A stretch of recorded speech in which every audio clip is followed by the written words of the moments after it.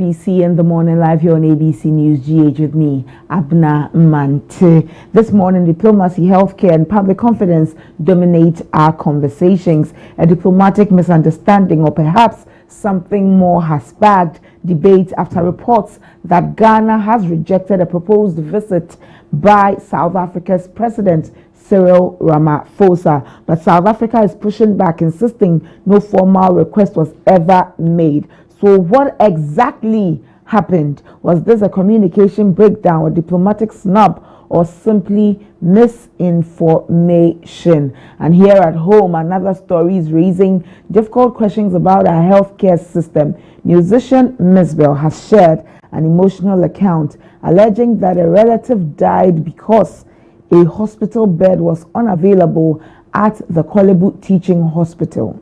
The hospital has responded, calling for evidence and insisting that no patient is denied emergency care under its policy. Between public emotion and institutional accountability lies one question: where does the truth stand? And later this morning, we'll examine comments by the Interior Minister that about more than 1,000 applicants seeking to join Ghana Security Services tested positive for HIV. The statement has ignited conversation about public health recruitment policies and discrimination. Today, we separate facts from emotions, politics from diplomacy, and policy from perception. This is ABC in the morning. Do stay with us. Today's quote of the day is by Lionel Messi, the captain of Argentina, the reigning champions of the FIFA World Cup. The best decisions aren't made with your mind, but with your instincts. They always tell us to trust that inner voice, to listen to that second voice. We have listened to that thing inside that whispers to us, that draws us to something. It is not just about the tangibilities that you can see, but what your instincts are telling you. And so Lionel Messi reminds us that the best decisions aren't made with your mind, but with your instinct. Well, that is our quote of the day this morning on ABC in the morning. We're streaming ABC in the morning live on Facebook and on YouTube, ABC News GH. And so like the pages, subscribe to the pages, turn on post notifications. That way, whenever we are live, you will be notified that ABC News GH is live, and you can join us for all that we have for you. Subsequently, we are streaming, because we are streaming live. If you are leaving home, you can still catch the show. You don't only have to watch the show on TV, you can watch it on your phone anywhere on the go. ABC News GH. When you come under the live, please leave us a comment. I'll be so glad to read it for everybody's attention. Also interact with us via socials at ABC News GH _ at ABC News GH _ and our website is www.abcnewsgh.com, www.abcnewsgh.com. Here we have everything for you, the news as it happens in real time. We have a lot of conversation for you this morning. We'll begin with the newspaper headlines here on the show. A big thank you to you for joining us this morning, and to the production and technical team for putting together today's show. We'll take a quick break. When we return, we begin with the newspaper headlines. Do stay.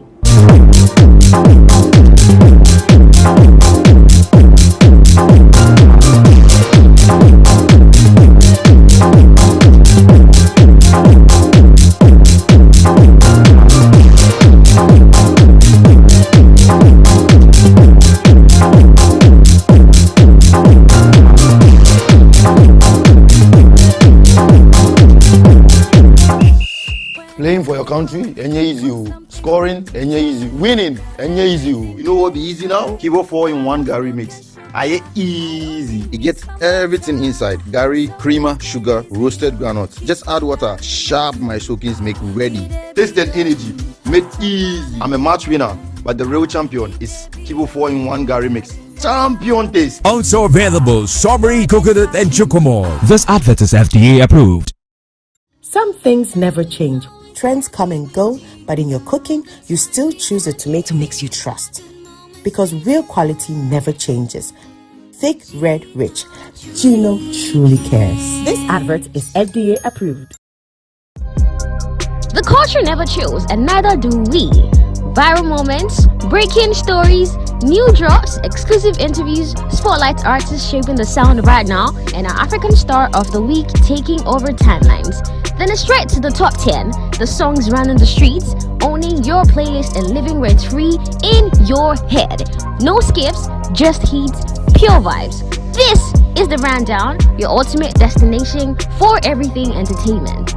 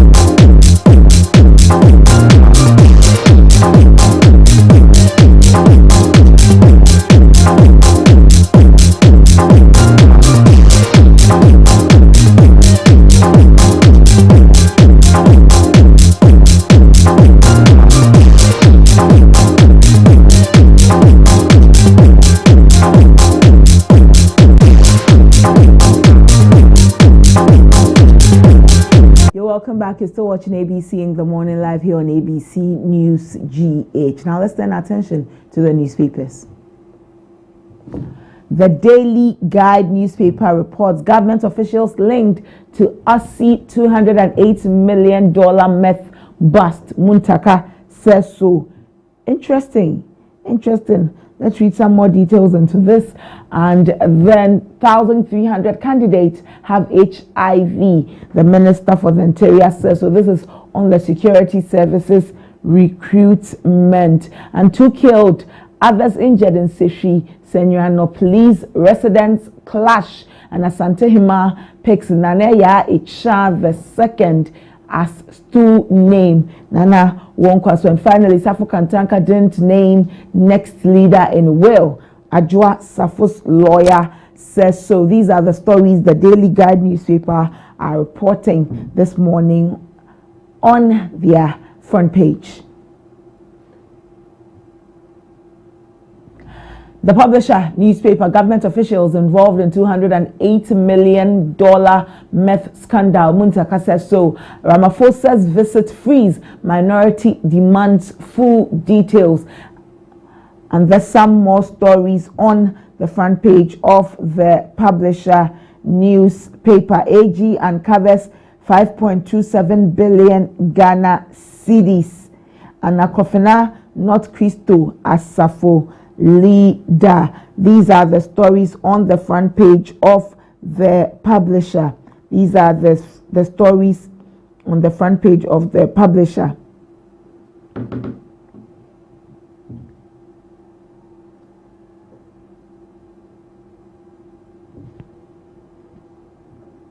The Punch newspaper, DCE. The Punch newspaper says that DCE leads massive Kunsu cleanup and guard public funds with discipline. The Punch newspaper says so. And some more stories. GES clears 3 years of academic intervention arrears for SHS staff. And no retreat in fight against drugs. These are the stories on the Punch newspaper.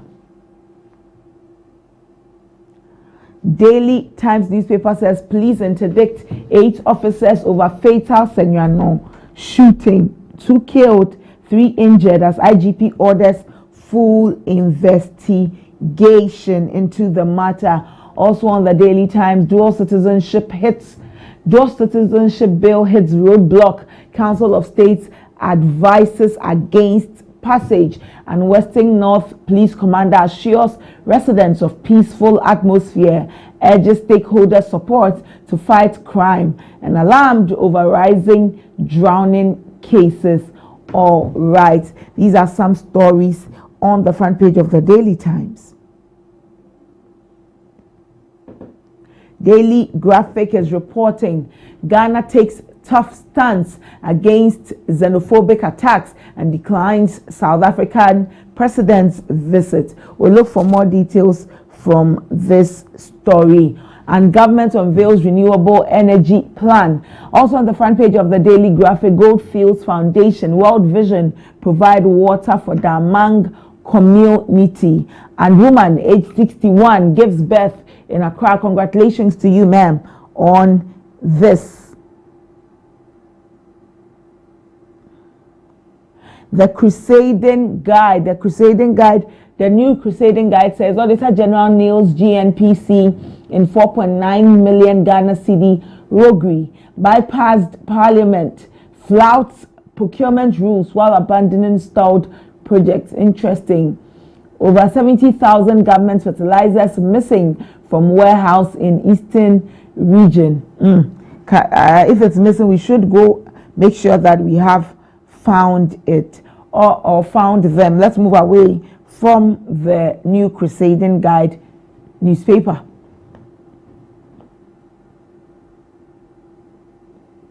The Ghanaian Times, state bodies lose over 1.24 billion Ghana cedis to financial irregularities. Auditor General says so much money we are losing.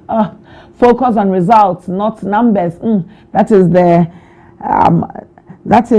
the Vice President, Professor Nana Jane Opoku-Agyeman, telling us, all right, ma'am, we'll do that. GRA donates seized cooking oil to school feeding program. All right. And NAS to roll out pre-notification referral system for emergency care. And finally, police reiterate warning against unlawful use of sirens. Okay. These are the stories. And then let's move on to the Discover newspaper. Government officials linked to Ghana-Australia meth bust. The Interior Minister says so. And so what are we going to do more from here? We want to know. Asanteman celebrates a new Asante Hima, and cash irregularities jump to 410.7 million Ghana cedis in 2025. Finally, NPP prepares for constituency elections as youth seek various positions or roles. And these are the stories on the Discover newspaper. When we turn attention to the news center, Water for Damang, a partnership that's delivered. Also, 94.6 million Ghana cedis wasted under Green Ghana. MVs. Okay, all right. Court strikes out false case against. I'm unable to see all of that. But we'll grab a copy and then read what it is about. Government officials under probe over $208 million meth scandal. The Interior Minister tells us so. Well, during some time on the show, we'll do well to listen to the Interior Minister when he spoke about all of these, speaking about the recruitment into security agencies and this meth scandal. Everybody had been looking forward to hear more about the matter. Well, let's move away from the news center. The Daily Searchlight, Rawlings's infamous tribunals coming back as Ayine lays bill before Parliament. And 35 people died in the floods that occurred about a week ago. Very, very sad situation. Extremely sad situation that we have there. Away from the Searchlight, we'll look at some more stories.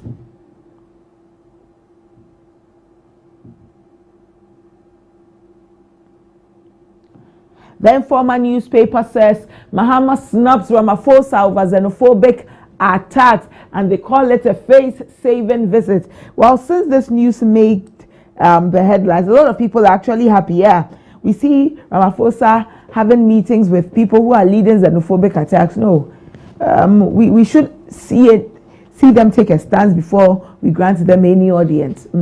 Economist recommends more funds for MMDAs, and toxic dump horror at Malam threatens malaria, cholera, and typhoid fever.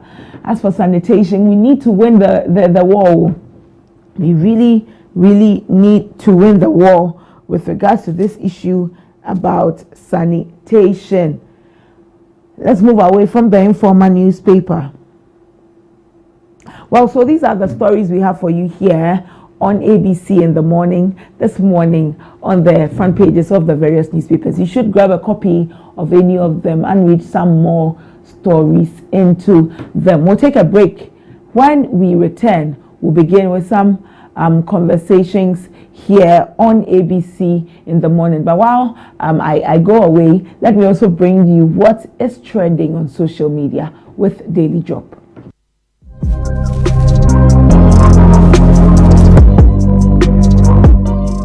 A young man called Chad has been running away from Ghana police for 7 years, and finally, they have grabbed him. The Ghana Police Service has arrested Eric Afuakwa, also known as Chad, a convicted fraudster who had been on the run for 7 years after being sentenced in absentia to 8 years imprisonment in 2019 for money laundering, fraud, forgery, and tax evasion. Police said Afuakwa was arrested on Monday, July 6th, 2026 by the Anti-Armed Robbery Unit while attempting to leave the country. He will be handed over to the Economic and Organized Crime Office to enforce the court's judgment, which also ordered him to refund $132,660 to the complainants. The police reaffirmed their commitment to working with state agencies to ensure fugitives are brought to justice. Charlie, what's made journey for 7 good years? Where are you going? Anyway, just know that whatever you do at the end of the day, you will reap the consequences of it. Be informed. People with special needs in Ghana are going to be benefiting from free education. The government has officially made special needs education free for persons with disability across Ghana, with funding to be provided through the Ghana Education Trust Fund, which is GET Fund. Education Minister Haruna Idrisu announced that the initiative will cover tuition, accommodation, feeding, and assistive devices, including for students at the tertiary level. The 2026 GET Fund budget has allocated 100 million Ghana cedis to support the program, with the minister pledging continued annual funding throughout President John Dramani Mahama's tenure. The policy is expected to benefit about 9,000 learners in Ghana's 39 public, special, and integrated schools. Mr. Idrisu also announced an increase in the daily feeding grants for learners in special schools from 8 Ghana cedis to 15 Ghana cedis effective immediately. The national president of the Ghana Federation of Disability Organization, Joseph Achuhumazi, welcomed the initiative, describing it as a landmark intervention that would expand access to education for children with disability. Charlie, for me, I hope that this is going to cut across all forms of disability, in the country, not just those with physical or those with, visual or hearing impairments and all that, but for people with even learning disabilities and all that. I hope that this will cut across all those, disabilities, and then it will be beneficial to all these people. Let me know what you think about this in the comment section. Informed.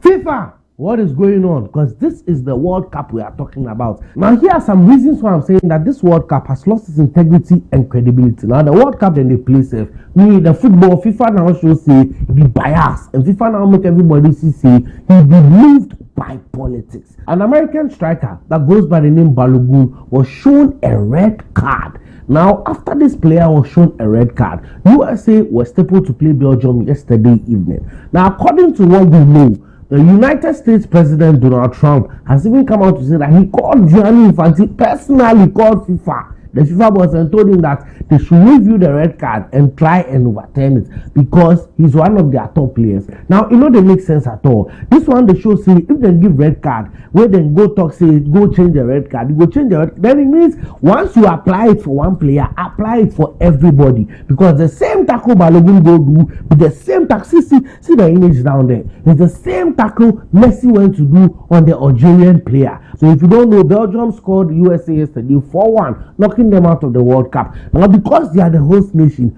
you go overturn the red card, make it play, and they make sense at all. Now, the UEFA boss has even come out to slam this action because the former FIFA president Sepp Blatter has also come out to condemn the action, saying that FIFA currently is being moved by politics. All this brouhaha to go on, Charlie, my goat, Cristiano Ronaldo. They make the conversation very, very hard to defend against the Messi fans. Yesterday, Spain command Portugal for the World Cup inside to a 1 goal by Merino. And that Merino guy, he just scored important goals give us now.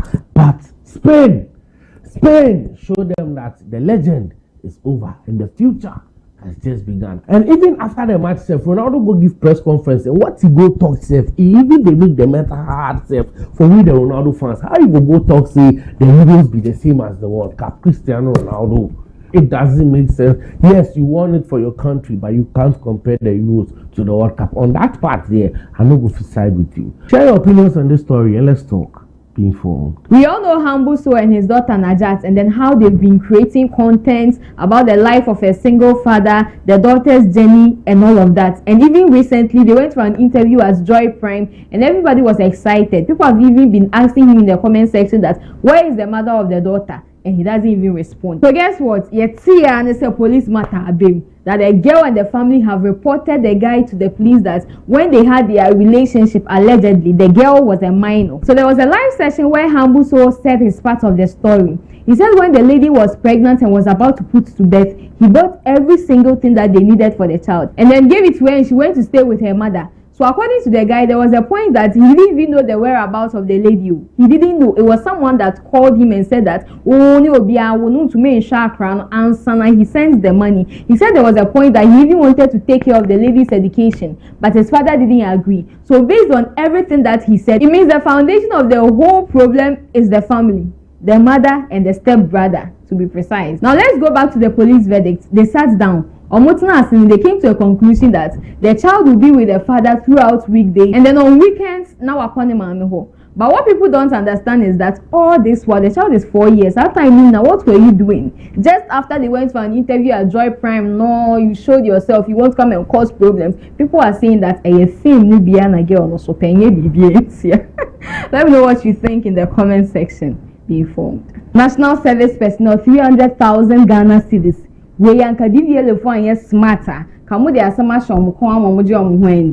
today, a news broke out of a national service personnel who is attached to DVLA and was charged to court for stealing 300,000 Ghana cedis through MTN merchant's account that belongs to a senior officer. Well, DVLA has come out to say that yes, the money issue there is going on. The guy has been charged, but that money is not from the coffers of DVLA. So those spreading the news, it's false and it's not true. So the guy involved pleaded not guilty to the charges when he appeared before the court and was granted bail in the sum of 100,000 Ghana cedis. So until he pays, he's still there. And then the case has been adjourned to August 4th, 2026. So according to prosecutors, the accused allegedly used part of the money to buy a vehicle. As a land trapper, baby. He used some to pay his rent, bought household items, and then settled his siblings' school fees. That part we can understand that is basic items, but when you may be found, they are talking. So DVLA went on to say that the matter under investigation is a personal issue. And this guy we are talking about is not a service personnel. He is a former service personnel at DVLA and currently on contract. Is not true. But the money that they are talking about now is not from the coffers of the institution. So the media and then social media people that are posting that they stole money from DVLA, they said you guys should desist from it. Now it's not true. They said you guys should desist from that. Now it's not true. But you a young guy. When we scan they fucking to So you this guy, yes, we understand that the economy is beating us. But 300,000 Ghana cedis, it's too much. Well, so these are the stories trending on social media. Daily drop there. We'll take a break. When we return, we'll bring you conversations that matter. We understand that Ghana has rejected a visit by the president of South Africa, Cyril Ramaphosa. On the other hand, South Africa also says that no such thing has been done. We would appreciate that when we return from the break. Do stay.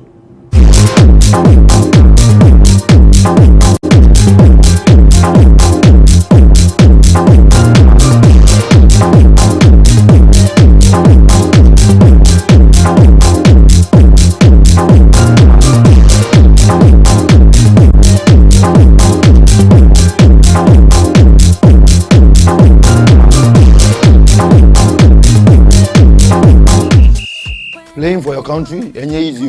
Scoring, enye easy. Winning, enye easy. You know what be easy now? Kibo 4-in-1 Gary mix. Aye easy. It gets everything inside. Gary, creamer, sugar, roasted groundnuts. Just add water. Sharp my soakings make ready. Taste and energy. Made easy. I'm a match winner, but the real champion is Kibo 4-in-1 Gary mix. Champion taste. Also available strawberry, coconut, and chocomore. This advert is FDA approved. Some things never change. Trends come and go, but in your cooking, you still choose a tomato mix you trust. Because real quality never changes. Thick, red, rich. Gino truly cares. This advert is FDA approved.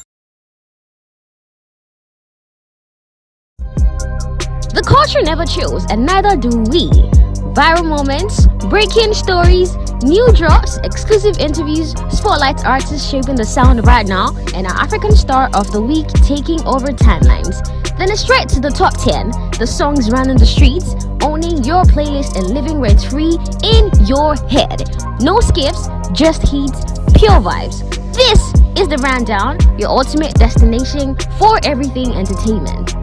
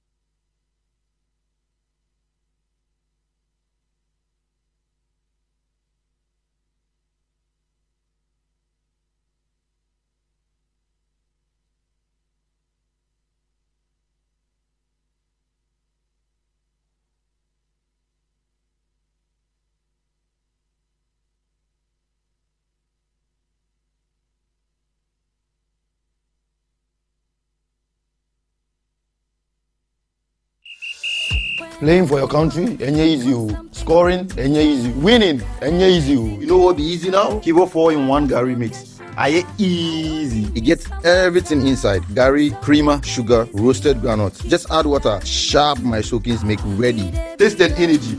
Made easy. I'm a match winner, but the real champion is Kibo 4-in-1 Gary mix. Champion taste. Also available strawberry, coconut, and chocomore. This advert is FDA approved.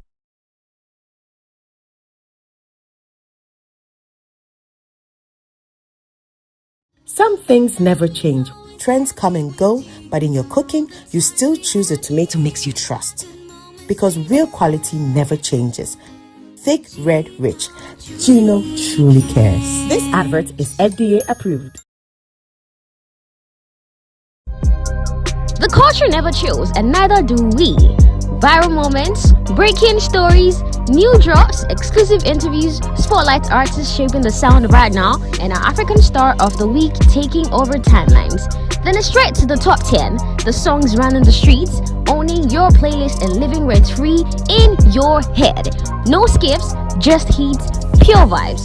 This is the Rundown, your ultimate destination for everything entertainment.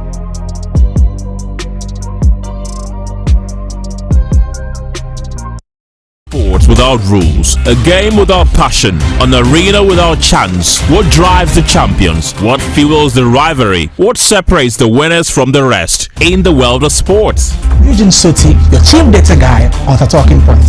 On the African Tracker, I'll break down the performance of your favorite African players abroad, scrutinizing every detail and exploring the nuances and rules governing the game. Meet us in your area for Area Take as we plug into sports perspective and hear your thoughts on every play of the game. I'm James Makion, your go-to expert for everything local. I'll review the fixtures from the locker room to the pitch and from the management to the fans. I've got you covered. Oh la la! Don't miss out on the double excitement. It's a fun pack, pulsating and complete wrap of everything in sports, from boxing to football, tennis, NBA and more. Sports World on ABC as every Wednesday from 7 to 8 p.m. Sports World on ABC. Sports beyond borders. Playing for your country, easy. Scoring, easy. Winning, easy. You know what be easy now? Kibo 4-in-1 Gary mix. I easy. It gets everything inside. Gary, creamer, sugar, roasted groundnuts. Just add water. Sharp my soakings make ready. Taste and energy. Made easy. I'm a match winner, but the real champion is Kibo 4-in-1 Gary mix. Champion taste. Also available strawberry, coconut, and chocomore. This advert is FDA approved. Some things never change. Trends come and go, but in your cooking, you still choose the tomato mix you trust. Because real quality never changes. Thick, red, rich. Gino truly cares. This advert is FDA approved.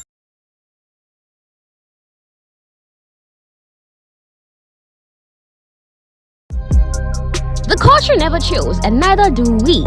Viral moments, breaking stories, new drops, exclusive interviews, spotlight artists shaping the sound right now, and our African star of the week taking over timelines. Then it's straight to the top 10, the songs running the streets, owning your playlist and living rent-free in your head.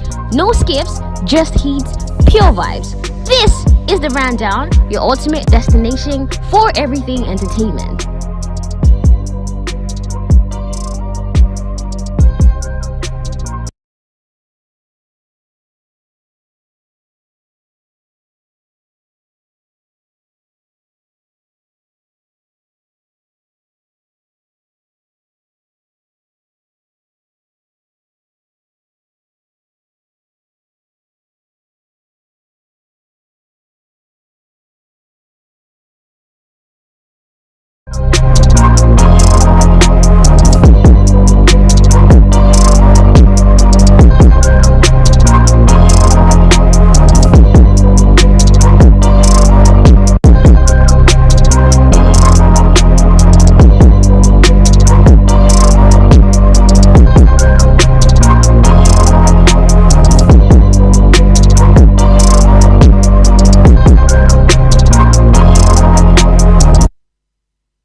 And to mobilize our people, metropolitan, municipal, and district assemblies, traditional authorities, religious bodies, youth organizations, civil society organizations, and all relevant stakeholders to ensure the success of this important national exercise.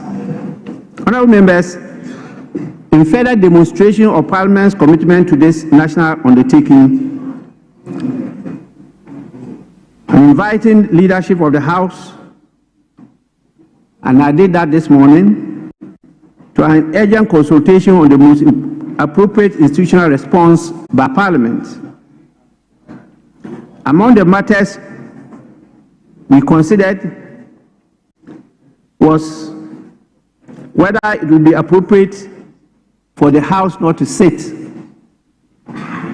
on Friday, 10th July 2026, to enable honorable members from the affected regions to return to their constituencies and provide direct leadership in the cleanup exercise alongside their people. Definitely, it was unanimous yes. And so, I direct that this House will not sit on Friday, 10th July 2026. Other necessary arrangements will be communicated to honorable members. Honorable members, beyond our participation in this national exercise, Parliament will continue to discharge its constitutional responsibilities through its legislative, representative, and oversight functions.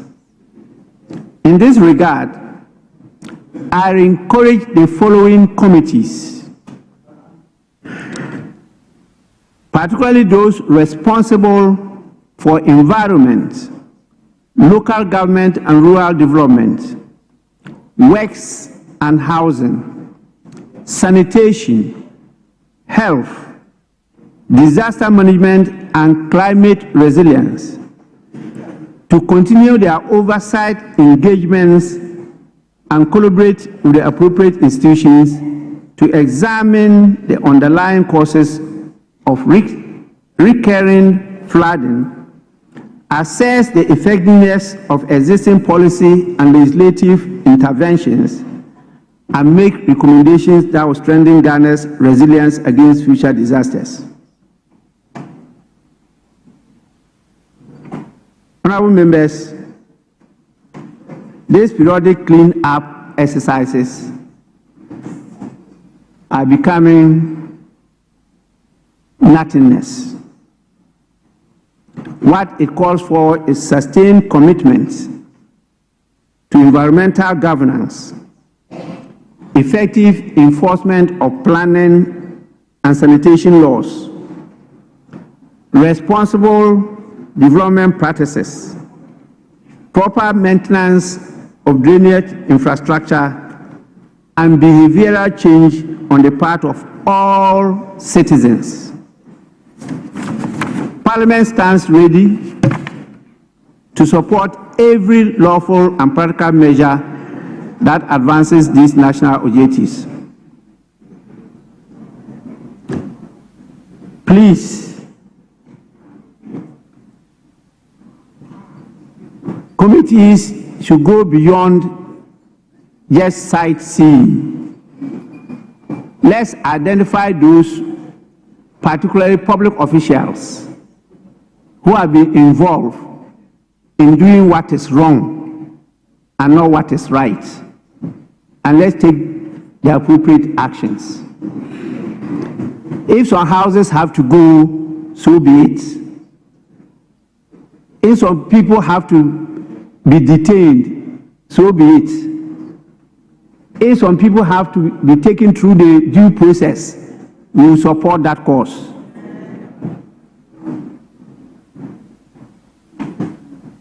We cannot continue to press the self-destruct button and not only destroy existing generation, but also that of future generations. So on behalf of Parliament, I want to commend His Excellency the President for this initiative and express Parliament's appreciation to the Post-Flood Mitigation Committee, the Security Services, the Metropolitan, Municipal and District Assemblies, sanitation workers, volunteers, and all citizens who will continue to support this exercise and ensure its success. I'm sure you all saw on social media how the earthquake in Venezuela gave us a lesson. A whole dog identifying an innocent, helpless baby sleeping decided to go and give cover to the baby. And the collapsing building structures, as God will have it, came on top of the dog. But the dog successfully protected the baby. And for days, it held on until the debris were all removed and the dog was identified protecting the sleeping baby. I'm referring to a dog. We are human beings. I think we can do better than that. So, like I said, if someone wants to take advantage of saying that because now Ghana has legitimized the cultivation of industrial cannabis to cultivate the non-industrial, somebody will tell you that he doesn't understand. But why is it that the person is hiding it? Because in some of the areas that you yourself alluded to, when they heard our people are coming, they go and hide it in the shrine, thinking that they could use the shrine as a cover. And then when our men enter the shrine with their boot, then they say that we've designated the shrine. And I said, who designated the shrine? The one who went and hit the weed, and the one who went to get the weed. Who has really designated the shrine?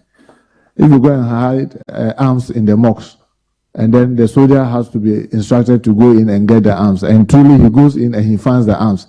They say that the soldier has designated the mosque. Who has designated the mosque? It is you who decide to go and hide your weapon.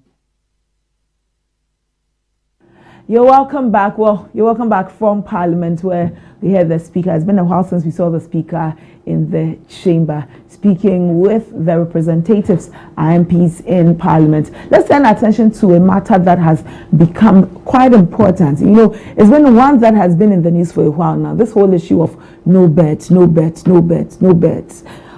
In the course of the week, popular musician, celebrated musician Miss Bell took to social media to lament.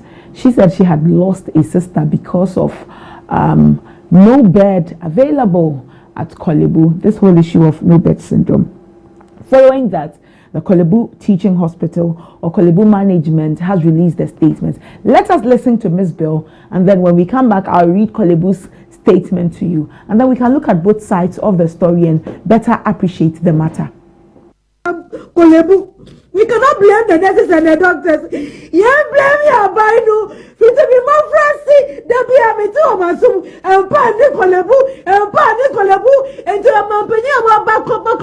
It's a way now, to say Pani Kolebu, and Pani Kolebu. Every day, people will be here, and Pani Kolebu. Nyambomadi ojoba. Nyambomadi. Na susonga ya watu watabaka. Baby ampabe fiama ni pata suma ya tuaba. Empabe fiama. Debi ya bibe uwo Kolebu. Empani wontia. Iti da pain na empabe ba Kolebu. Da pain na empabe ba Kolebu. Da pain na empabe. Kolebu daben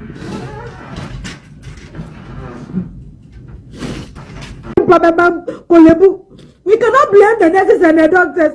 Yeah, blame your bino. Fit to be more frosty. There be a bit of a soon and pan Nicolabu and pan Nicolabu and to a mampany of back. It's a win now moon to say pan Nicolabu and pan Nicolabu and pan Nicolabu. Every day people will be here and pan Nicolabu. Nyambomadi odoba. Nyambomadi. Na susonga ya watu watavaka. Baby ampabe fiama ni pata suma ya tuaba. Empabe fiama. Baby yao bibe empani wontia. Iti da pain na mpabe bakolebu. Da pain na mpabe bakolebu. Da pain na mpabe bibe bakolebu da pain.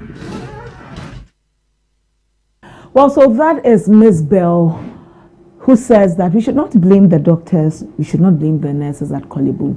If there's anybody who should be blamed, it should be government, and that governments have come, governments have gone.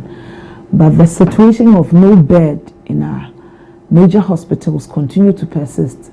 She talks about how from her infancy she's had this term, no bed, and it's still persistent.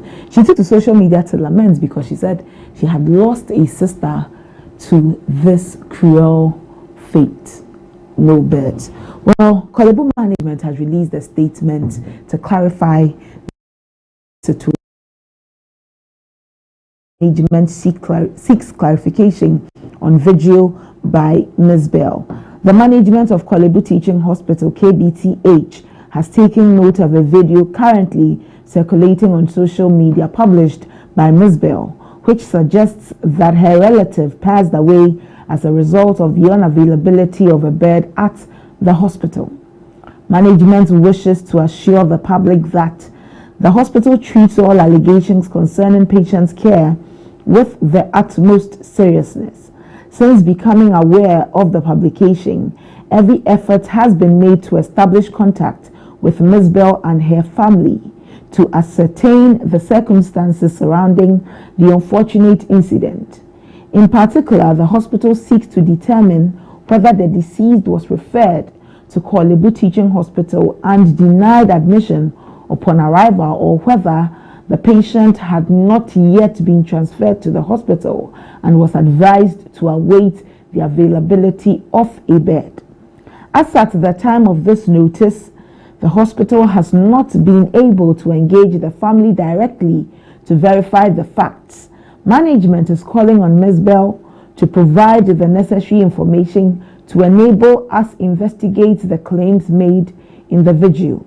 For the avoidance of doubt, following the directive issued by His Excellency the President of the Republic during the 2026 State of the Nation Address SONA, that no public hospital should refuse an emergency case, the board of Kolebu Teaching Hospital directed management to ensure strict compliance with that policy. This directive has subsequently been reinforced by the Honorable Minister for Health. Besides these directives, the board and management have acquired additional beds and other facilities to ease the incidence of bed unavailability in the hospital. Accordingly, management has consistently reminded all clinical and emergency departments of their obligation to provide emergency care in accordance with national policy. The hospital would therefore regard any deliberate refusal to attend to an emergency patient as a serious breach of established policy and would investigate such conduct thoroughly. While investigations into the matter continue, management wishes to remind patients and their relatives that the hospital has established accessible and effective channels for the submission of complaints. These include the hospital's telephone exchange direct calls to 0244 406 700, the complaints portal on the hospital's website www.kbth.gov.gh, as well as the QR code displayed throughout the hospital for the lodging of complaints. Complaints submitted through these official channels are promptly investigated and addressed in a manner that protects the interests of complainants, facilitates timely resolution, and supports continuous improvement in the quality of healthcare services delivered by the hospital. Korle Bu Teaching Hospital remains steadfast in its commitment to providing safe, timely, and quality healthcare to the public. We encourage patients and their relatives to utilize the hospital's established complaints mechanisms to report any concerns or lapses in service delivery, thereby enabling management to take appropriate remedial action where necessary. Management extends its sincere condolences to the bereaved family and reiterates its commitment to establishing the facts surrounding this unfortunate incident in a fair, transparent, and professional manner. And this is signed Management of Korle Bu Teaching Hospital, and it's dated 7th June 2026. And so this is the management of Korle Bu Teaching Hospital. They say that it would be flouting of rules, flouting of policy, if the hospital turns anybody away, anyone who's seeking medical attention at the hospital. They say this on the back of the President's directive during the State of the Nation address that nobody should be turned away from the hospital when they come to seek medical attention. Also reiterated by the health minister. If there's one to juxtapose it with or juxtapose it by, it will be the Konfanochi Teaching Hospital when they closed their emergency department doors. And we saw the minister direct that their head, the CEO of the hospital, step aside. And so they say that following all of these precedents, Korle Bu would not turn anybody away. And so they are doing well to establish contact with the family of the deceased. They have done well to also try to establish contact with Ms. Bell herself and speak with them concerning the matter to better appreciate if the deceased was brought to Korle Bu emergency and was turned away. Or was it that she was in another facility, the facility wanted to transfer her, and the hospital asked the facility to hold on until they had space. Well, we will keep following this matter to better appreciate this issue. No bed has really become an albatross on our neck, a big albatross of our healthcare. We need to do more. We really need to do more. We can't have people lose their lives to situations such as these. But since Korle Bu tells us they will be investigating the matter, we will be following the issue to better appreciate what it is. We'll take a break at this point. When I return, would look at the Interior Minister and comment he's been making concerning recruitment of persons into our security agencies. He tells us that about 1,300 applicants have been infected by HIV, for which they have been denied access in joining our security services. That will be our conversation after the break. Do stay.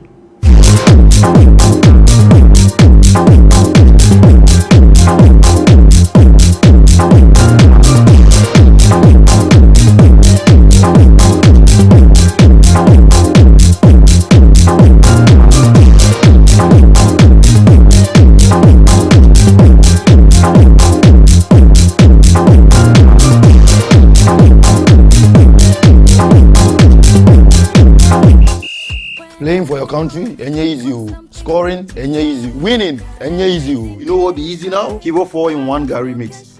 Easy. It gets everything inside. Gary, creamer, sugar, roasted groundnuts. Just add water. Sharp my soakings make ready. Taste and energy. Made easy. I'm a match winner, but the real champion is Kivo 4-in-1 Gary mix. Champion taste. Also available strawberry, coconut, and chocomore. This advert is FDA approved.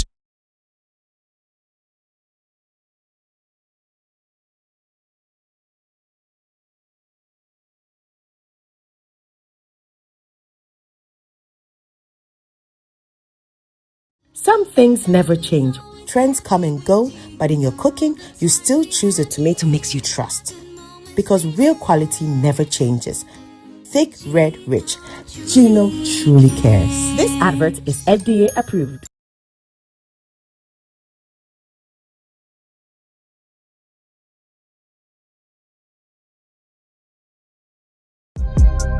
The culture never chills, and neither do we. Viral moments, breaking stories, new drops, exclusive interviews, spotlight artists shaping the sound right now, and our African star of the week taking over timelines. Then it's straight to the top 10, the songs running the streets, owning your playlist and living rent free in your head. No skips, just heat, pure vibes. This is the Rundown, your ultimate destination for everything entertainment.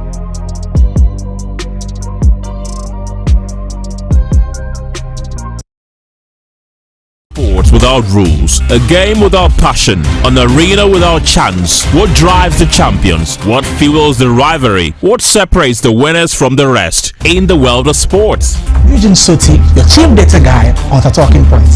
On the African Tracker, I'll break down the performance of your favorite African players abroad, scrutinizing every detail and exploring the nuances and rules governing the game.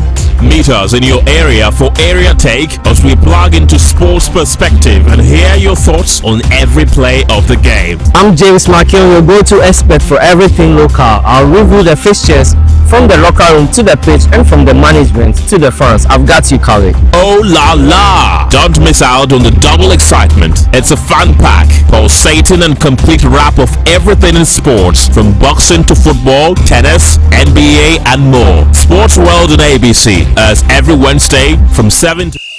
Playing for your country, easy. Scoring, easy. Winning, easy. You know what be easy now? Kibo 4-in-1 Gary mix.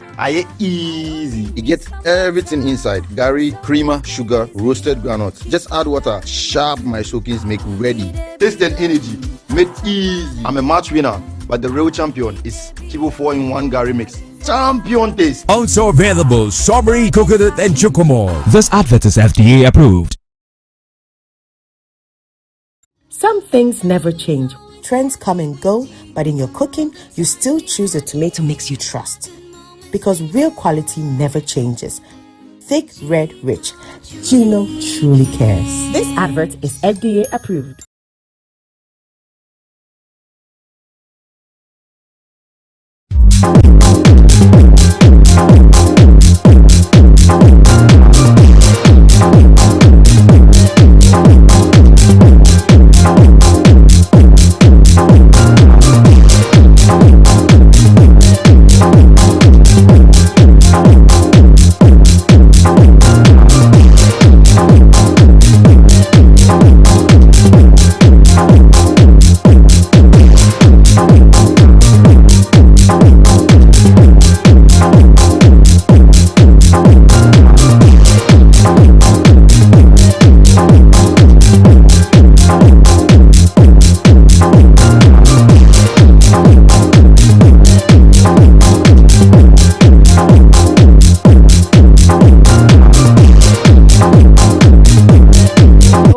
You're still watching ABC in the morning live here on ABC News GH. We'll turn our attention to our main discussion and take you to Parliament, where at a sitting of the Assurance Committee, the Minister for the Interior, Mohammed Muntaka Mubarak, has explained that some 1,300 applicants for our various security agencies tested positive for HIV. It raises a lot of concerns about the state of persons living in the country when it comes to health, and really if that alone is enough to bar them from serving the nation. Also, the Assurance Committee, Muntaka Mubarak, informed that some government officials are linked to the meth bust, the $208 million meth bust that occurred a few weeks ago. What does it mean for us? How are we dealing with this matter to ensure that our space is sanitized? But we'll look at these matters. Let me take you to Parliament, listen to the Minister for the Interior, and we'll come back with more. We can't destroy any drug without the court order, and which we secured, and we've provided the pen drive. I hope that maybe if you mind, you can play it, or if you played it to your committee. That has been done already. The substantive case is one that is being prosecuted. The last adjourned date was 30th April, and they were to reappear 29th June. Unfortunately, 29th June was the day of the flood, so they are now working to get a new court date. So the prosecution is ongoing. If we bust foreign currency, it's something we'll have to hand over to Bank of Ghana. If we bust gold, we hand it over to Gold Board. Unfortunately for us, the lead person in this, the real owner, had escaped. But those that were arrested are still being prosecuted. And the Bank of Ghana also told us that when they picked those foreign currency, they were also fake. So they have since destroyed them. So, but the prosecution is ongoing. And I know the subsequent one will have been about the names. Because some of the kingpins have still not been, some of them will put them on stop list, hoping that any day that they try to re-enter the country, will get them. We still believe that it's not prudent to put the names of those that are in hand, because we've still not been able to get all of them. But the prosecutions are on. This Australian thing that you mentioned in passing, the Director General will tell you, even as of yesterday, we were still interrogating a lot of government officials. You have been Minister for Defense, and you know the importance of evidence. It's not everything that I can put out at this stage, because we are still investigating and we are still interrogating people. Because there's a lot that are not adding up. You could see that there's some involvement of some people within the system. And we are working at it to try to reach out to as many people as possible that would think might have played one role or the other. Because even if you put all these gadgets, remember that it is going to be operated by human beings. So if the wrong persons are sitting there, you can bring all the gadgets in this world. It will still not. Remember, the recent recruitment, we had, I think, about 1,300 or so that were on HIV. And then they said, can you imagine sending somebody a resource, telling the person that you have HIV? That's not the procedure. The person has to go through some orientation. So one of the things that we did was simply to say that when you get disqualified, you are given a contact to reach out if you are interested in knowing the details. Then when you call, then they assist you to let you know. Because interestingly, some of the things that we realize are treatable. So people need to know and then also get treatment so that subsequent recruitment they could join. We can't destroy any drug without the court order, and which we secured, and we've provided the pen drive. I hope that maybe if you mind, you can play it, or if you played it to your committee. That has been done already. The substantive case is one that is being prosecuted. The last adjourned date was 30th April, and they were to reappear 29th June. Unfortunately, 29th June was the day of the flood, so they are now working to get a new court date. So the prosecution is ongoing. If we bust foreign currency, it's something we'll have to hand over to Bank of Ghana. If we bust gold, we hand it over to Gold Board. Unfortunately for us, the lead person in this, the real owner, had escaped. But those that were arrested are still being prosecuted. And the Bank of Ghana also told us that when they picked those foreign currency, they were also fake. So they have since destroyed them. So, but the prosecution is ongoing. And I know the subsequent one will have been about the names. Because some of the kingpins have still not been, some of them will put them on stop list, hoping that any day that they try to re-enter the country, will get them. We still believe that it's not prudent to put the names of those that are in hand, because we've still not been able to get all of them. But the prosecutions are on. This Australian thing that you mentioned in passing, the Director General will tell you, even as of yesterday, we were still interrogating a lot of government officials. You have been Minister for Defense, and you know the importance of evidence. it's not everything that I can put out at this stage because we are still investigating and we are still interrogating people. Because there's a lot that are not adding up. You could see that there's some involvement of some people within the system. And we are working at it to try to reach out to as many people as possible that would think might have played one role or the other.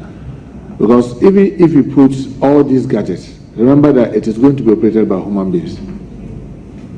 So if the wrong persons are sitting there, you can bring all the gadgets in this world.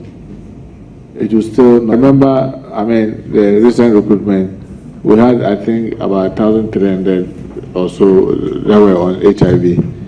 And then they said, can you imagine sending somebody a resource, telling the person that you have HIV? I mean, that's not the procedure. The person has to go through some orientation. So one of the things that we did was simply to say that when you get disqualified, you are given a contact to reach out if you are interested in knowing the details. Then when you call, then they assist you to let you know.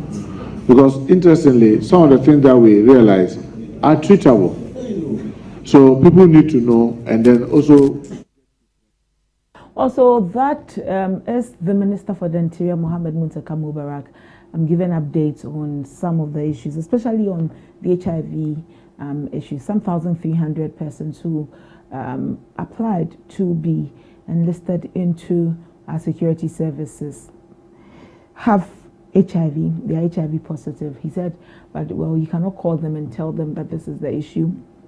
But what they put in place was that if you have been disqualified, you're giving a number to call, and then they will take it from there. However, the chairperson for the Assurance Committee of Parliament, Dominic Nitiwu, has also advised the minister that they should take immediate steps to reach out to these persons who have tested positive, so that it will help them know their status. They will seek counseling and every other thing that would help deal with the situation. You know that HIV can be managed. It's a situation where be managed, and so let's just not leave it like that. We cannot call and tell you, and so if the person doesn't call the number you have given, they would live not knowing what's happening to them. So Dominic Nitiwu said that the minister should do that so that they will know their status, they'll seek counsel and undergo early treatment, because there's a very high probability that many of them do not know their status at this point. And since this became public, well, member of communications team for the NPP and spokesperson for Kennedy Ejapon during the NPP flag bearership race has weighed in on the conversation. He says if an officer who becomes HIV positive after enlistment is allowed to continue serving, why should a qualified applicant be denied the opportunity to serve simply because they are HIV positive before recruitment? The government should not be seen as signaling that people seeking legitimate employment can be discriminated against because of their HIV status, unless, of course, HIV is not a basis for disqualification in the instant situation. I would be glad to understand the policy and legal rationale behind these things. I believe that many of us would also be very glad to understand the rationale behind the decision taken by government, because does it mean that if I have tested for HIV, it has been confirmed that I have HIV, I can't be discriminated against when I want to apply for a job, be recruited into a job? Well, we need to appreciate what government wants to tell us. Joining us for a conversation is Emmanuel Amwaben-Orton. He is the president of the Ghana HIV/AIDS Network. Good morning, Emmanuel. Beg your pardon, Ernest. Good morning, Ernest. Thank you for your time. Okay, good morning. I trust you're doing well, sir. By the grace, I'm fine. How are you too? I'm fine, thank you. Thank you so much for joining us. This is what the minister is telling us. 1,300 applicants who were looking to be recruited into our security services have tested HIV positive. Still, there's a certain stigma around HIV. Do we continue to allow it to fester? All right. Thank you very much, and a very good morning to your viewers. Indeed, if you look at the revelation from the minister, it has done several things. One, it has helped raise awareness about the disease, because this morning a lot of media houses are talking about it, and it's a very good thing. At the same time, it has also raised concerns about issues of stigma and discrimination. If you listen to him carefully, he seems to have suggested that about 1,300 people were disqualified because they have HIV. And this is very concerning because as per our own laws, the Ghana AIDS Commission Act, you don't have to discriminate against people based on their HIV status. So if the minister is telling us that these people were disqualified because they have HIV, then it is very much concerning. What we need to know from the ministry is what is their own policy when it comes to HIV and AIDS. Is it a case that if somebody is in any of the security agencies and they become HIV positive, they sack them? Or what happens if they find out that somebody who's already in the service is HIV positive? So I think the minister's regulation has actually brought out more questions than answers, and I think we need to engage the ministry further to understand exactly what they do when it comes to HIV and AIDS issues. You talk about the HIV Act and the fact that persons should not be discriminated against based on their HIV status. This is the military. Really, if I were in the military or I were in any of the security services and I contracted HIV/AIDS, I believe that I would not be sacked from the service. I would not be told to proceed on leave. I could go about my duties knowing that HIV is something that can be managed for a very long time. And so when, from your angle as a network, you hear issues like this, what does it inspire? What should we be doing the more to ensure that these loopholes are closed? Yes, as I said, it is very concerning, and we need to actually inquire from the Interior Ministry what their own policy guidelines are on HIV and AIDS. You see, we need to achieve congruence in our national response. And what do I mean by this? We are telling people that if you have HIV and you are put on treatment, you achieve viral suppression, you can lead a normal life, and everything of yours will be okay.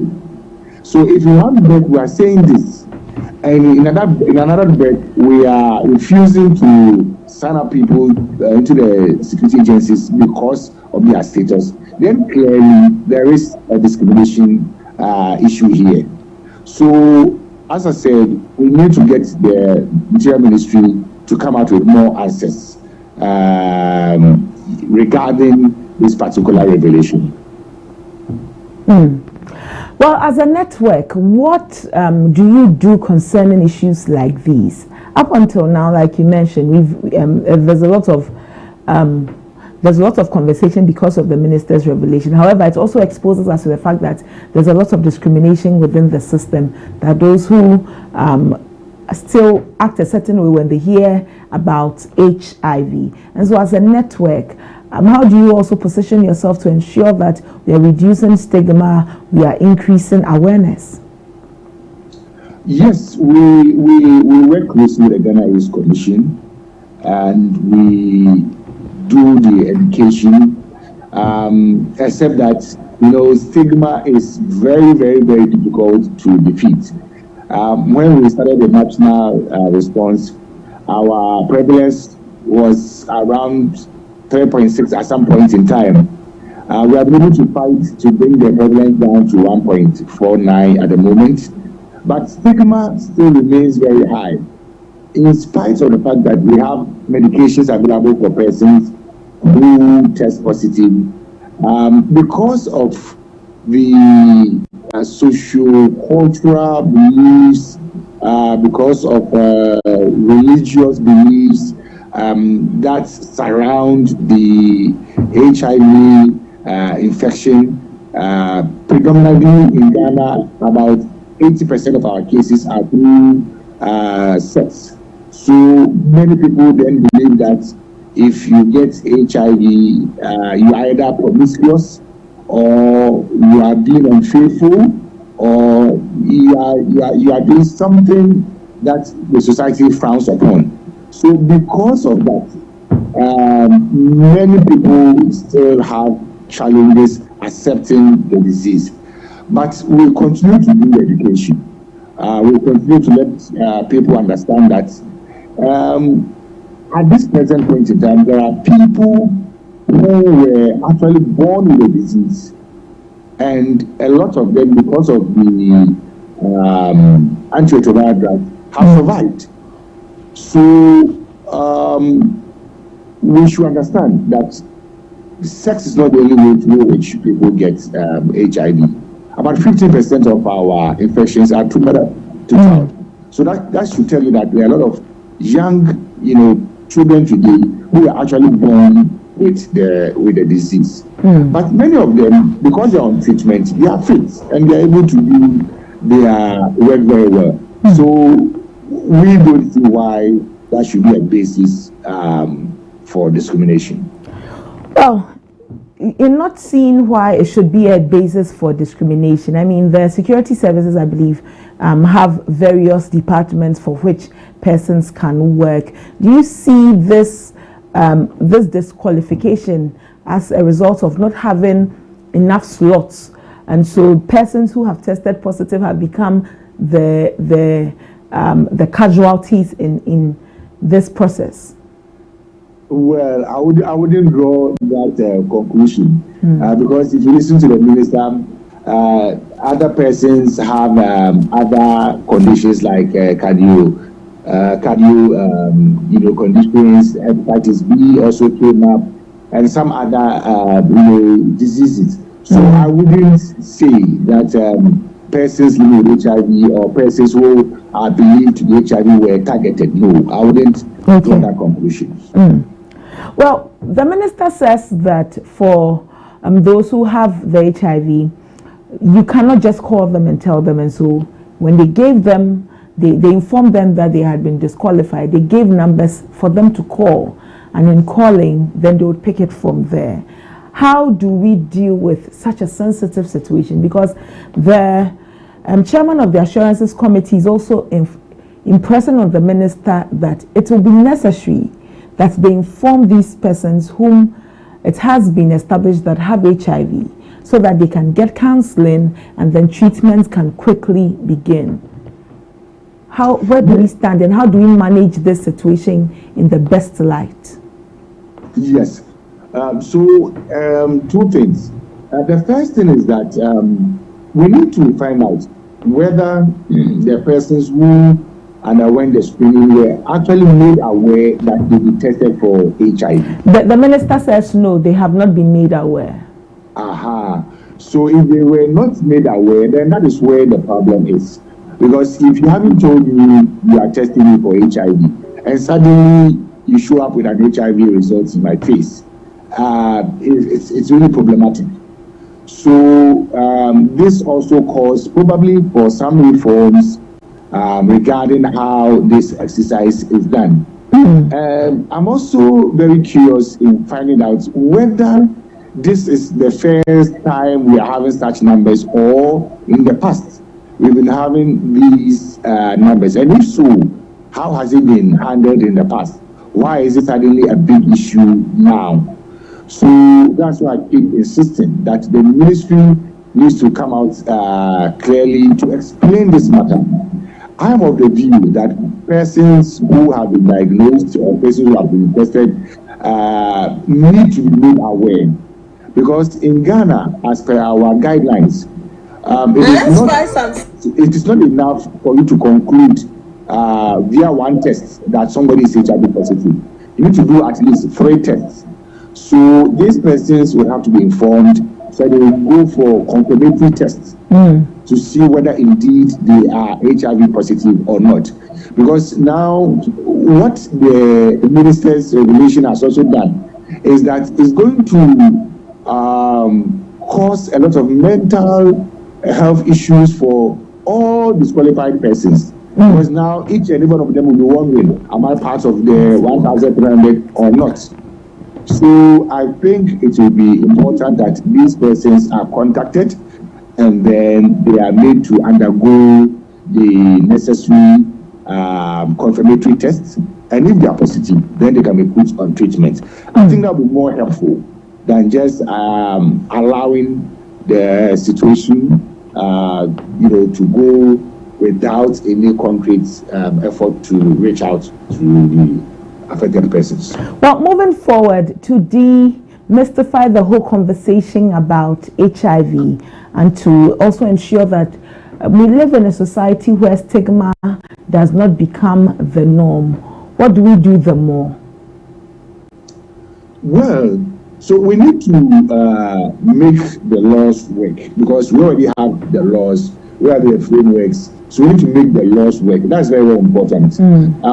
More often than not, we hear stories about people getting sacked from their place of employment because they, it was found out that they were HIV positive. We've heard situations of people who have been rejected because their line was found out that they were HIV positive. This is not acceptable. So we need to ensure that the laws will protect persons living with HIV. It is very important that we do that.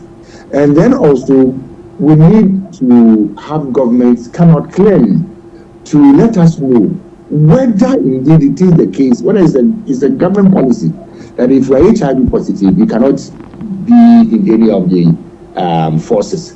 Because without that policy, then disqualifying people on the grounds of they having HIV cannot be acceptable. But if indeed a policy, Ernest, would that be a good enough policy?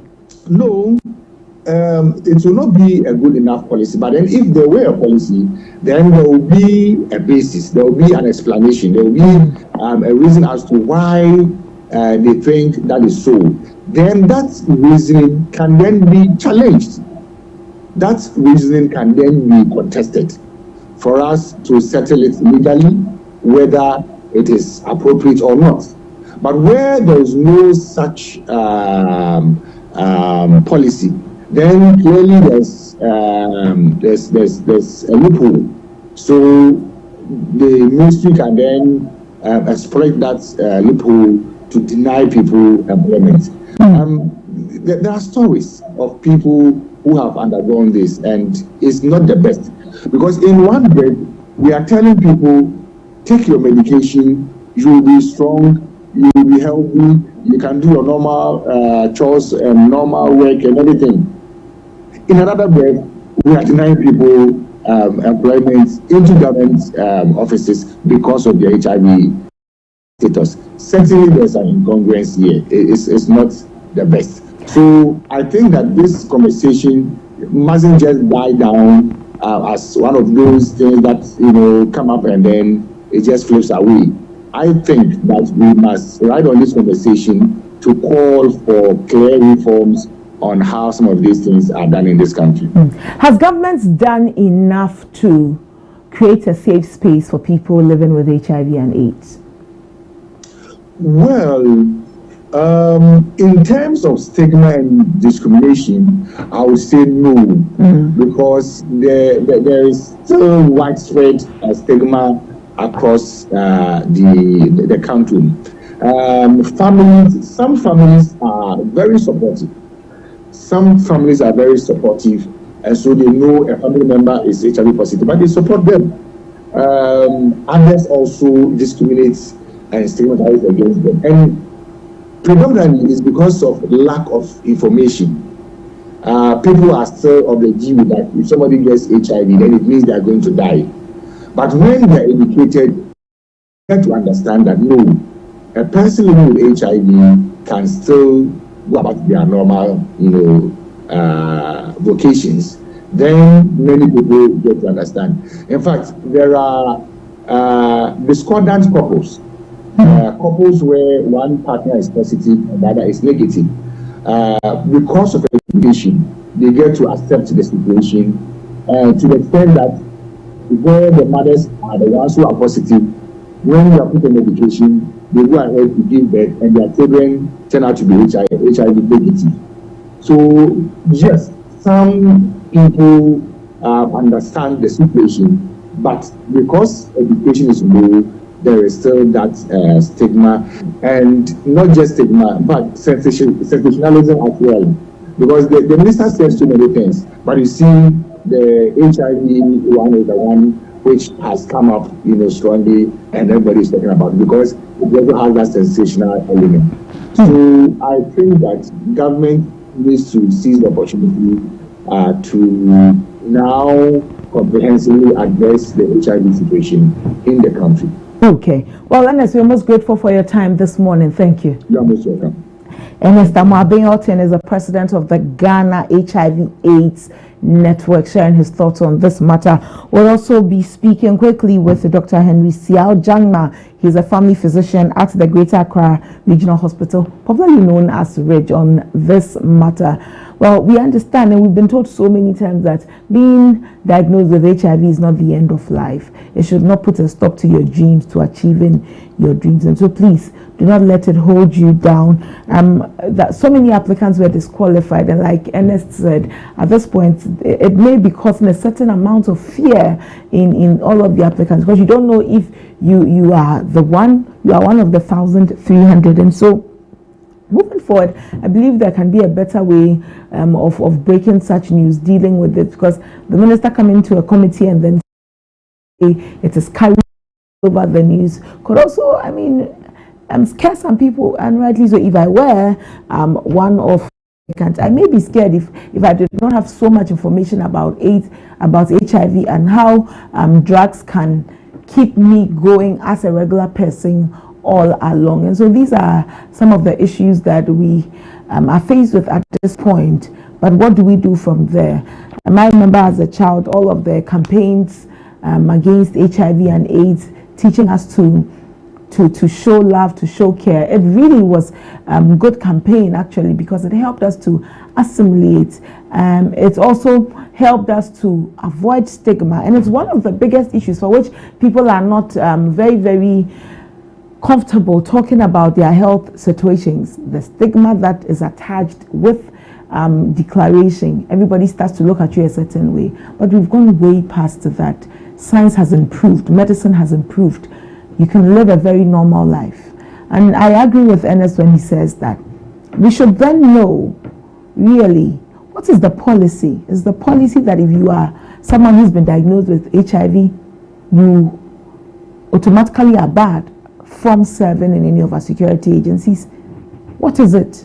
So that we can interrogate it and interrogate it better, to appreciate how the country positions itself when it comes to recruitment of persons into our security service, when it comes to going into any job. Because if I were in a job and then because of a medical condition you sacked me, that would be discrimination. If I came and I had a disability and you sacked me, and my disability does not in any way affect my output, that would be discrimination. Even if it did affect my output, I believe there would be a way of dealing with the situation. And so we ought to appreciate it, and more appreciate it from government stance. I tend to agree with the chairperson of the assurance committee when he tells the minister that they should find ways of reaching out to all of the 1,300, so that one, they would be aware. 2, they can start getting on medication. 3, counseling can be given to them. You cannot just leave them out there not knowing what their status is, because we've given them a number they should call to find out why they were disqualified. But if I'm disqualified from something, I'll be so heartbroken. I may not want to call. So these are very important things that we need to do. Well, joining us on the line is Dr. Henry Siao Jangma. He is a family physician at the Greater Accra Regional Hospital. Dr. Jangma, thank you for your time this morning, sir. Good Good morning, madam. Thank you for the opportunity. Thank you for your time. Thank you. Doc, what does it mean for us as a people, 1,300 persons who apply to be a part of our security agencies disqualified because it turns out that they have HIV? What does it mean? Does it raise any health scare? Well, as a family physician, one of our core principles is preventive therapy, and then as part of that, we need to educate the public on frequent or regular screening methods to early identify disease conditions as much as possible. So I think that this is not really being on our part, and then we should look more into it and then put more measures in place to actively screen, educate the public, and then find some of these conditions as early as possible. As a physician yourself, when you heard this news that 1,300 applicants all had HIV, what did it mean to you? It didn't come as a surprise, but I feel like the public is not well educated on some of these conditions. There are routes of transmission, some critical features, the causes. So if even in its early stages, it will get the opportunity to progress further because there's a lack of knowledge with regards to these things. So I didn't come quite much as a surprise. And I think there are many other medical conditions that need to be looked at, and prevention, screening methods should be very much emphasized moving forward. Well, the Minister for the Interior tells us that these persons were disqualified because of that. At this point in our lives as a people, is HIV enough ground to stand on to say somebody cannot get a job, especially in our security services? Well, because disease can be at different stages of transmission, most at times the way forward is to put such patients or victims on antiretroviral therapy, and I think that once on that, the patient is able to live normally, just especially if they are adherent or compliant on medication. So I can't say much about disqualifying them, but I can say that these people to put on antiretroviral medication, and then they can live their normal life, especially depending on which stage of the infection they are at. And so from what you're saying, should we appreciate that being diagnosed with HIV doesn't necessarily mean that you are unfit for recruitment into our security services? From a medical standpoint, yes, but I don't know what criteria they are using to disqualify. So. Okay. Well, this whole issue about HIV, more often than not, we say that it boils down to lack of education.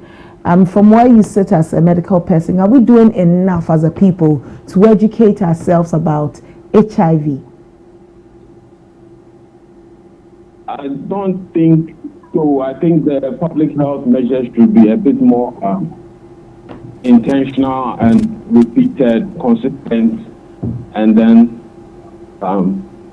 public-oriented or focused. Then through health outreaches, through screening methods, through company medical screening, through pre-employment screening, any way possible. These measures are quite profound in their effect to minimize such occurrences.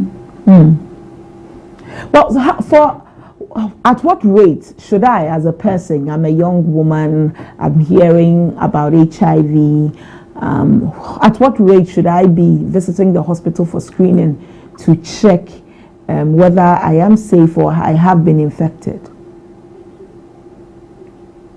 Okay, so HIV, we know, is transmitted either sexually, parenterally, vertically. there are a number of immunological processes that go on to help fight the virus once it enters the system. Based on the CD4 count that we know, we can tell the level of infection. We know that it's caused by HIV-1 and 2. Moving forward, there are routes of transmission, like I said, the sexual, the parenteral, and the vertical, that's breastfeeding. There's a pathophysiological method that goes to establish viral infection. Then, like I said, there's a role of the immune system to fight it out. Now, there are some clinical features.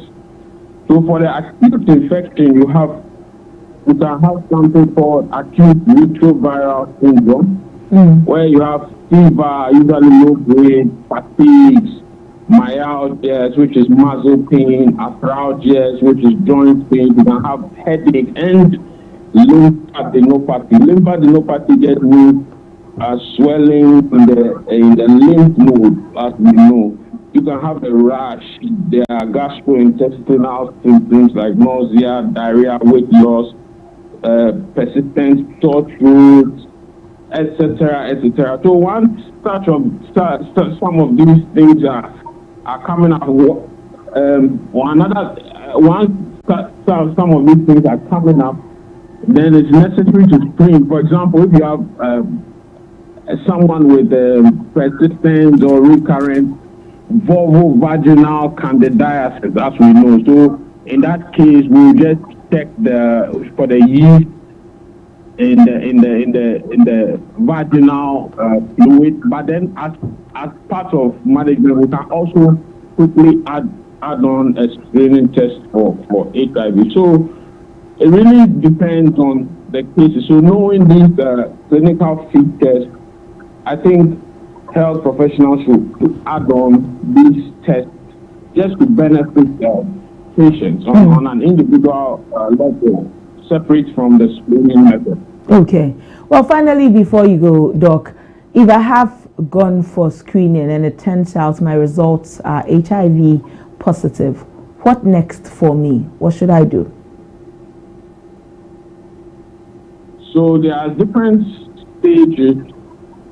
According to the World Health Organization, we have a primary HIV infection, then the clinical stage 1 that has the lymphadenopathy, there's the stage 2 with the weight loss, unexplained moderate weight loss, there's a stage 3 with severe weight loss. But there's also a stage 4 which has what we call the age-defining condition. The overview is to start antiretroviral therapy as soon as possible to suppress the viral load and then delay the disease progression. So immediately. Immediately. Well, Doc, thank you so much for your time this morning. We are hoping that all of us learn some more on this and then we reduce the stigma. Thank you so much.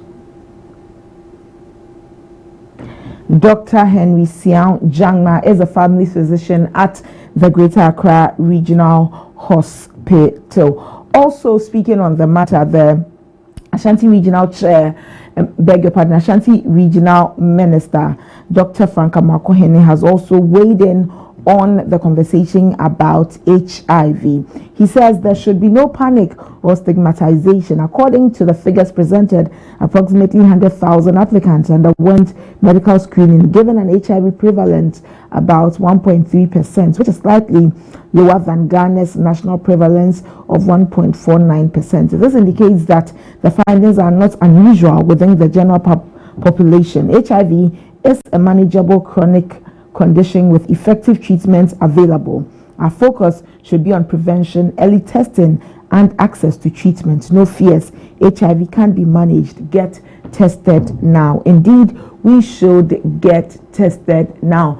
Don't be stigmatized when you hear about HIV. Please and please again, the hospitals are there, the AIDS Commission is there. There are so many bodies who are here to give you support. Do not just like that council say, don't put yourself in a corner and think that this is the end of your life. It is not the end of your life. It can be managed and you can live a very comfortable life. We'll look forward to seeing what more the Ministry of the Interior does on this matter. But that'll be all for the conversation on the 1,300 Africans that we hear have HIV. This is a call to action that we should be tested now. Very important. And let's all do well not to stigmatize anybody who has been infected. We'll take a break. When we return, I'll open the phone lines and hear from you on Ghana Speaks, because it's your voice that matters and your voice alone I'd love to hear. So you can call me on 024-725-7224 right after the break. Do stay. Playing for your country, easy. Scoring, easy. Winning, easy. You know what be easy now? Kivo 4-in-1 Gary mix. Easy. It gets everything inside. Gary, creamer, sugar, roasted groundnuts. Just add water. Sharp my soakings make ready. Taste and energy. Made easy. I'm a match winner, but the real champion is Kivo 4-in-1 Gary mix. Champion taste. Also available strawberry, coconut and chocomore. This advert is FDA approved. Some things never change. Trends come and go, but in your cooking, you still choose a tomato mix you trust. Because real quality never changes. Thick, red, rich. Gino truly cares. This advert is FDA approved. The culture never chills, and neither do we. Viral moments, breaking stories, new drops, exclusive interviews, spotlight artists shaping the sound right now, and our African Star of the Week taking over timelines. Then it's straight to the top 10, the songs running the streets, owning your playlist and living where it's free in your head. No skips, just heat, pure vibes. This is the Rundown, your ultimate destination for everything entertainment.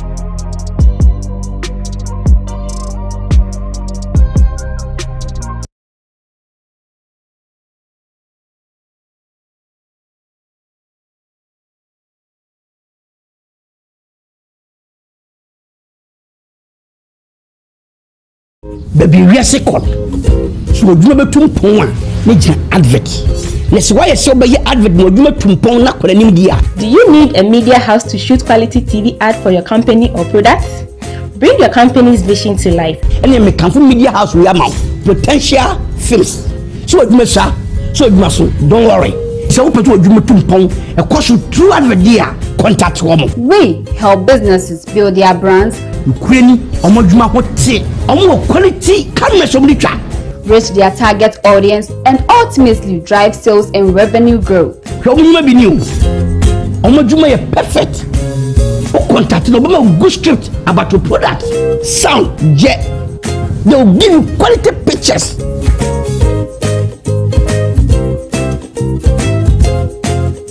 How do you see it? How do you feel it? Wow. So put your young on Makasa. First number 0541 16 28 28. I'm repeating 0541 16 28 28. Call them. Number one, Potential Films. We believe in quality.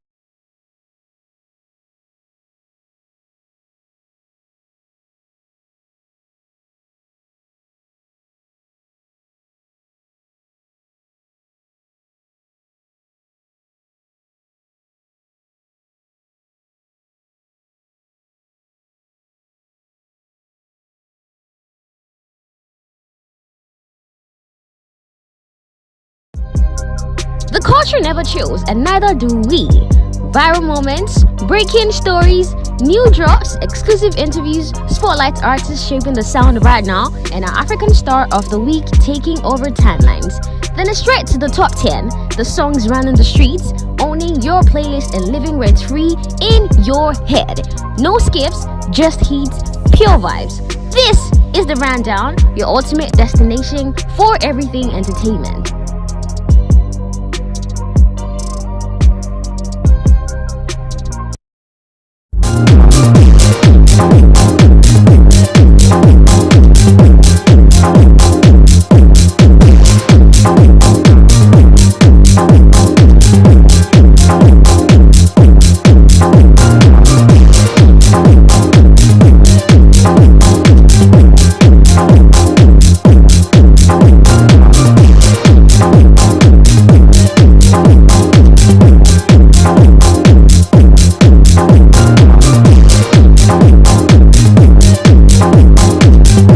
back. You're still watching ABC in the morning live here on ABC News GH. It's time to hear your voice because your voice matters and your voice alone is what I'd love to hear. At this point, you can call on 0247257224, 0247257224. Call and share your thoughts with me on all the conversations we've been having today. 1,300 applicants have tested HIV positive. What does it mean? You have some you want to remind them that indeed it is not the end of life. You can call and share your thoughts with me. But yes, I remind you that get tested, take your medication, seek counseling, and you can live a perfectly great life, a perfectly good life, very, very normal life. Don't be stigmatized at all. While I wait for your call, the Ghana Football Association has released a statement. It's a statement to refute what they call false and malicious player payment claims, and they are vowing legal action. Let me read the statement for your attention. The Ghana Football Association has taken note of recent false and malicious allegations circulating on social media and certain online platforms, claiming that the GFA takes monies from players.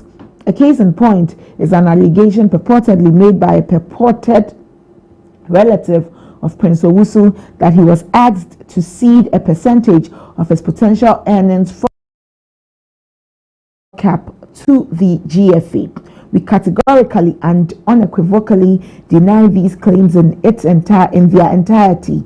These reports are completely fabricated and intended to tarnish the image of the GFA and Ghanaian football. The GFA does not demand, solicit, or collect any money from players for selection into national teams or for any other purpose. For the avoidance of doubt, 1. The Ghana Football Association leadership does not invite players into any of our national teams. This responsibility does not lie with leadership, nor with any individual member of the association. It lies exclusively with the head coach of the team. 2. All financial dealings and payments to players are handled directly by the Ministry of Sports. Players' payments, match bonus of sports, players' payments, match bonuses, appearance fees, win bonuses, etc. are transferred straight to their individual bank accounts with full documentation and transparency. The GFA does not handle or intermediate these payments. 3. The GFA and FIFA have very clear and strict rules against extortion, bribery, and any form of financial impropriety. Both the FIFA Code of Ethics and the GFA Code of Ethics, as well other GFA governance regulations, explicitly prohibit any official or administrator from demanding or receiving money from players. Any such act constitutes a serious offense and attracts severe sanctions, including bans and possible criminal prosecution. The GFA remains fully compliant with these rules. I'll continue with the statements, but Ebenezer from Tema is on my line. Good morning, Ebenezer. Thank you for calling. Good morning, my sister. I hope you're fine. I'm fine, thank you, Ebenezer. How are you? Oh, by the grace of God, I'm fine. That's wonderful. Let me hear you. Okay, this morning I really feel sad for is it Miss Bell? Yeah, I really feel sad for her, and that is why we should not be doing politics with some of these things. I remember during another term, all over the place, we were doing this politics with this Nobel syndrome things. You see, until you experience it, you will never understand. In fact, I really feel sad for her. And those with the HIV positive, it's a very shocking. Look at the number of people who apply for this police and the number of people who are having this HIV. It's very serious. It's very serious. It's very, very serious. I think we should take care of ourselves very well and avoid some of these things. This HIV is really spreading. It doesn't look good for the country. Okay. Well, yeah, thank you very much. Thank you, Ebenezer. Thank you for calling and sharing your thoughts with us. You too can call on 0247257224, and I'd love to hear from you. Let me continue the statements by the Ghana Football Association. The GFA urges all Ghanaians to carefully and consciously consume information about the GFA on the internet.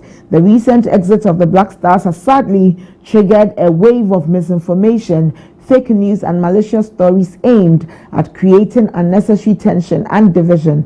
Let us all be responsible and verify facts before sharing. To those spreading these allegations, we challenge you to boldly come out and state clearly who exactly you dealt with at the GFA, how much was allegedly paid or demanded, when it was paid, and for what purposes. It is only fair that you make your claims with evidence instead of hiding behind anonymous accounts, anonymous posts. The GFA operates with the highest standards of integrity and has zero tolerance for corruption or extortion. Our focus remains on the development of Ghanaian football and the welfare of our players. We urge the media fans and the general public to disregard these baseless stories and rely solely on official communication from the GFA or the Ministry of Sports and Recreation. The GFA and our legal team are currently reviewing all these false allegations and will take legal action against individuals and platforms responsible. The association will not be making further comments on this matter until it deems it necessary to do so. Thank you for your continued support and trust in the GFA. And it is signed GFA Communications. GFA says these claims are malicious and false, and anybody who comes up with such claims will face legal action. This is the Ghana Football Association. Well, this is on them and all the matters around them, but the GFA always has some issue against them. We hope that it is dealt with quickly. Well, Danso from Kumasi is on my line. Danso, good morning and thank you for calling. Before you play the football. Hello, Danso. Yes, madam. Danso, please speak up so I can hear you. Yes. Yes, let's hear you, Danso. The GFA is true. They collect money before you play the football. Danso, how sure are you of that? Players to play the Black Star. Without the local chiefs that they play the football here, they don't select them to play Black Star. All right, Danso. Thank you for sharing your thoughts. And that's Danso from Kumasi, who says that he actually believes that the GFA demands monies from players before giving them a call-up. Well, GFA is also telling us that they have no hand in any call-up. It's solely at the coaches, at the coach's pleasure. The coach decides who he calls, his discretion. He decides who to call. But is it true? We've had so many stories. GFA, you are one outfit who does not endear itself to the Ghanaian people. A lot of people don't really trust you. And so you have to do a lot with your publics to ensure you carry the Ghanaian people along, for them to trust your word when you say something. There's just so much. There's always some negativity around you. And so GFA would have to put in such more information. Well, I have another call on the line from Bolga. Hello, sir. Yeah. What's your name, sir? I did not catch your name. Nelson Apasnaba, I'm from Bolga. Nelson, thank you for calling. Please share your thoughts with us. The South Africans, the way they continue with their football at the attack in us, I'm not happy about it. We are all Africans. And so if we are able to get your country to get something to our family, I don't think there's a crime like that. There are also South Africans in Ghana. And so there are also other countries the fortress in this time. And they are also getting their celebration. So I don't see a reason why our brothers who are there are being attacked every day like the way they are doing. I think they are animals. I'm not quite happy about it. I'm always emotional, especially looking at the demonstrators, the way they are always like with the kind of energy as if they are thinking animals. I'm not quite happy about it. And then when it comes to the HIV, I think that we have to look at it in a different way. Okay. If the trend was not like this, and then I don't know whether if we track all these people, where I don't think going to get there. And we also have families to take care of. And so if there's a way that we can use to also make sure that they are able to get the job. But to disqualify them because of the virus, I don't think it's the best way. We need to always find a way of resolving this type of issues so that we are also Ghanaians.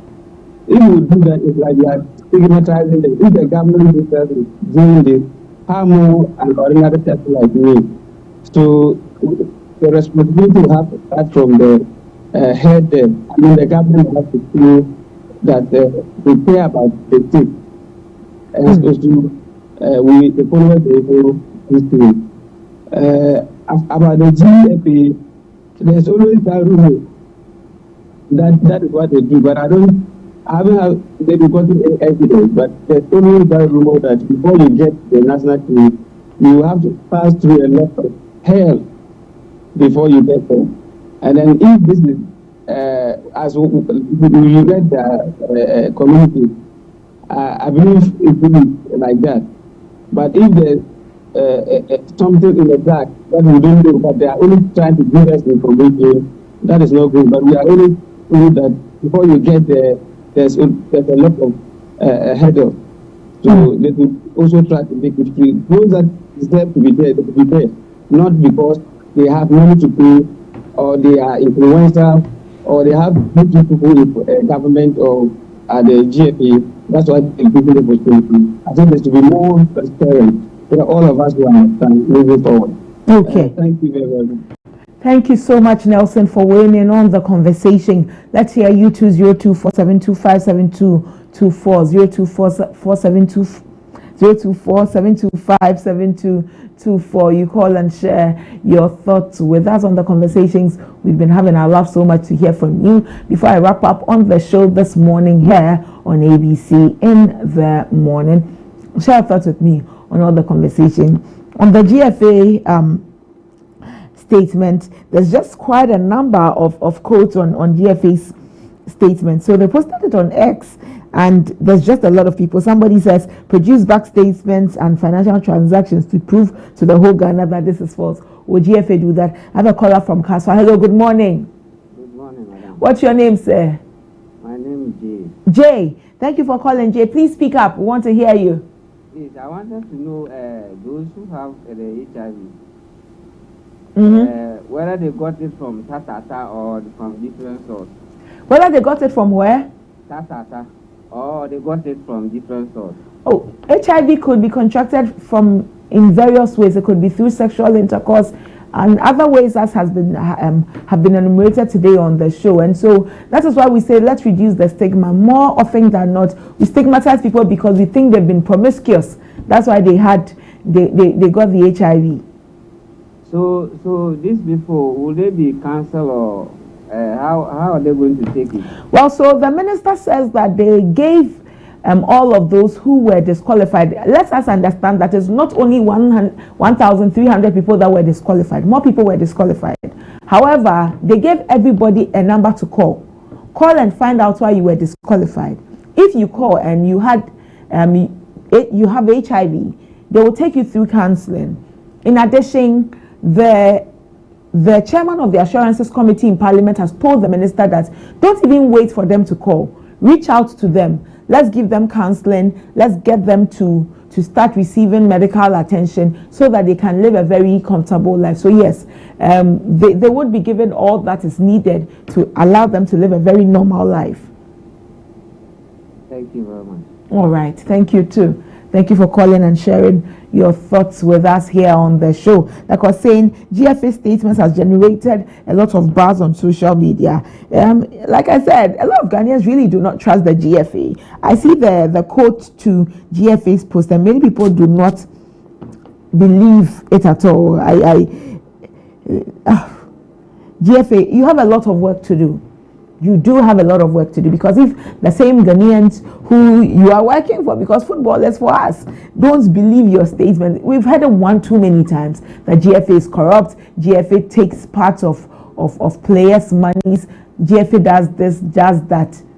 So you have a lot of work to do. You'd have to sanitize your image in the eyes and the minds of the Ghanaian people so they can trust you. Your statement, if the many quotes that have come with your statements are anything to go by, people don't trust you, and they seem to find your statement laughable. So GFA, you need to come again. There's a lot that you need to do to ensure that the people trust your words when you put your words out there. But well, that'll be all for today's show. I thank you so much for joining me. A big thank you to Ernest Amabeng Oting, the president of the Ghana HIV/AIDS Network, and Dr. Henry Sian Jangma, family physician at the Greater Accra Regional Hospital, popularly known as REG, for joining me this morning on our conversations. Well, I have a last caller. Let me pick before I go. Hello, good morning. Morning, madam. Yes, sir. What's your name and where are you calling from? My name is Kumasi. I'm from Kojo Danso from Kumasi. Kojo Danso, let's hear you. Let me ask Utaka to tell we Kumasi people that how many people they have taken them to recruit the soldier or customs or other advance. Have the women or the men who have the AIDS. If you didn't prove the names, you should prove the names that the woman or men have the AIDS, HIV. You just come out to speak that they get HIV. That's not right. All right, Dan. So, is he doing the politics? I don't think the minister is doing politics at this point, Dan. So, is that what you feel? You feel he's doing politics? Yes, because you have to mention that if 50% woman or 50% men have the HIV, and you mention their names. Oh no, Dan. So you cannot mention anybody's name. It is medical information. It is private. It's a shame. All right, Dan. So thank you, Dan. So for also weighing in on the conversation. But please, let us appreciate that medical information is private information.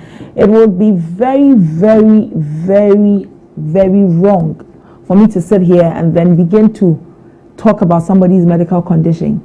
When it's private, I come and I say, Kweku has been diagnosed with AIDS, Kweku has hepatitis B, Kweku has this, when Kweku has not given the express permission that we should talk about his medical condition. So please, medical issues are private, okay? They are very, very private information. So the minister can't come and list all 1,300 and tell us that Kweku, Ama, Yao, Ajovi, Akpene, they have AIDS. No, we cannot do that. We will not do that, please. It can't happen. Well, but thank you so much for joining me this morning on the show here on ABC in the morning. I'd remind you to keep your head up, to keep hope and faith alive, and to not relent in your pursuit of happiness. A big thank you to the production and technical team for putting together today's show. I am ABENA Mante. Enjoy the best of your day. Shortly before I go, I wanted to remind you of this, and I'm grateful that I have remembered.